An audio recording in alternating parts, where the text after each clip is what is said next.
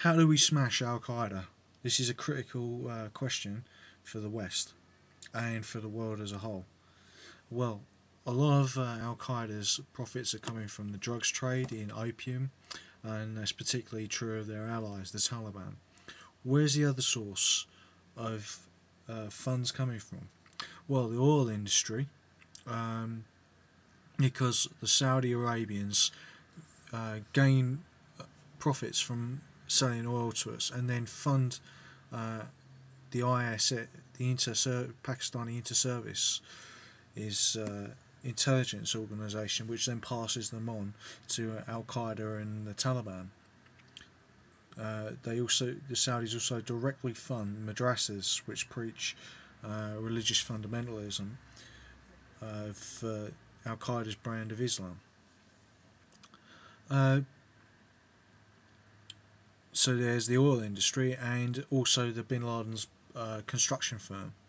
Now it's estimated that Osama bin Laden had a income of $46 billion a year coming in. So he's got an almost unlimited budget. This not taking into account all the other sources of income they've got. And he's not the only billionaire who's part of Al Qaeda. Al Qaeda is not made up of dirt poor peasants, rather of dissatisfied nobles, if you like. I'm not saying that they are noble. Seldom are anyone who calls themselves noble. Do they act noble? There's also a rumour going around, which may be true or maybe not, that Omar Sheikh killed Osama bin Laden, and that is what Benazir Bhutto said. But that is aside the point. Al Qaeda is still using Osama bin Laden as their focal point, as their martyr of their brand, and that's what's recruiting people to his cause, because he was an ally of the West.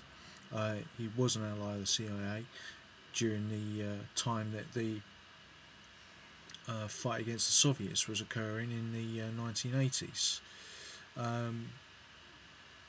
Does this make the war on terror immoral? No, not in my opinion. These people have to be fought. If rational secular societies wish to continue, then we have to stem the flow at where the dam is breaking, so to speak. I don't want to use the now infamous term "draining the swamp" of a certain person whose history will probably discredit, but maybe he had a point.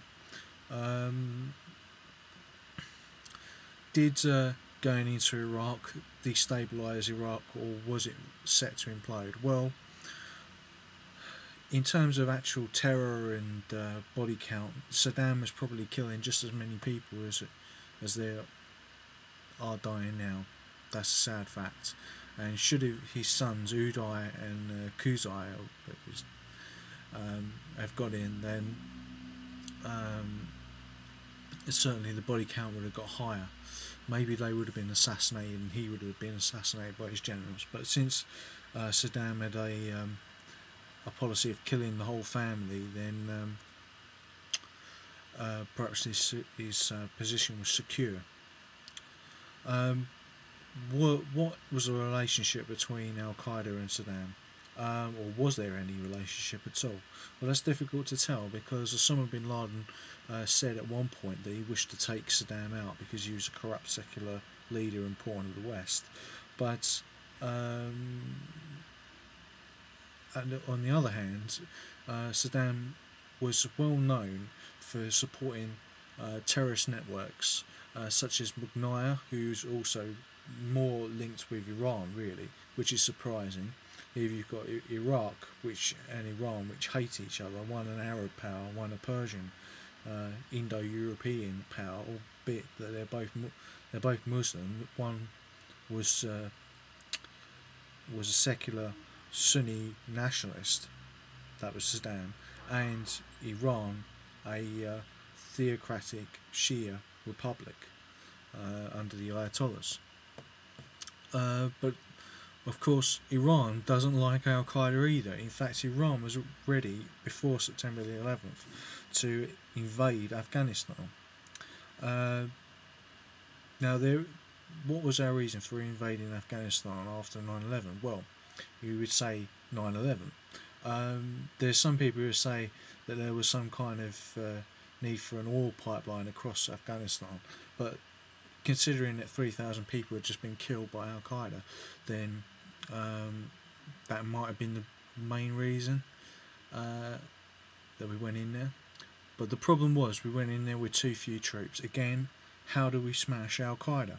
Well, we can drain their resources by being energy independent, by developing fusion power, wind power, and if need be, fission reactors, which are regular nuclear reactors.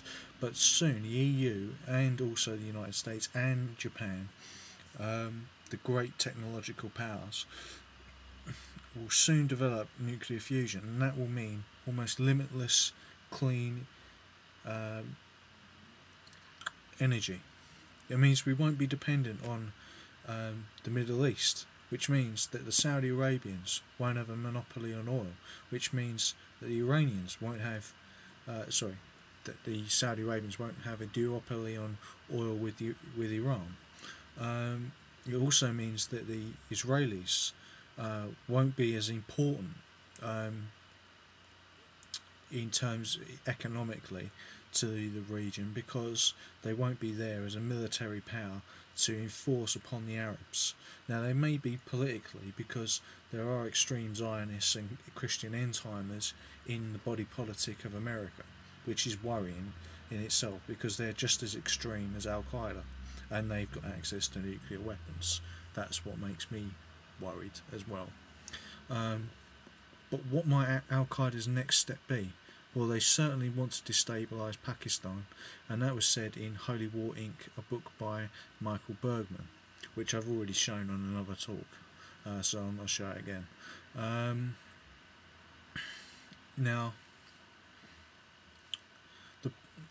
if they can destabilise Pakistan, then we'll be in a world of trouble, because the force that we'll need to go into Afghanistan is larger than the United States has. So who will step into the military gap there? Will it be Russia and the EU? Would America even accept that? Would the EU and Russia want to do that?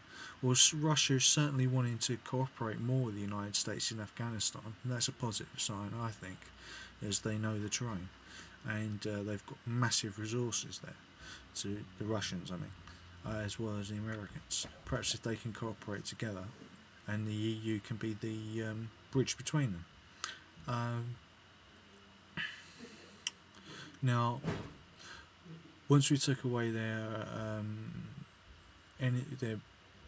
resources from and funding from oil, you have to deal with the opium crop, and there are ways to get around that without making opium extinct. It is a medicinal plant, and it is it could be used for good. There are lots of people who believe that we should legalise drugs, and perhaps that is the best way. But whilst we can't legalise drugs immediately, then we're going to have to destroy the opium crops and compensate the Afghans by putting in trillions of dollars of money into Pakistan and Afghanistan to build up the infrastructure there, to get the people there to come over to our side, whilst we isolate the Pashtun tribal areas and deal with Al Qaeda and the Taliban there. And then if we will need probably about the United States is going to have to increase its forces to around 5 million men, in my estimate. You need 600,000 men for Afghanistan, possibly 1 million for Pakistan, and at the moment people are talking about 2 divisions here, cutting off from Rumsfeld, or adding in addition from Max Bergman's estimate. This is not in the realms of reality, and I have to conclude my talk there.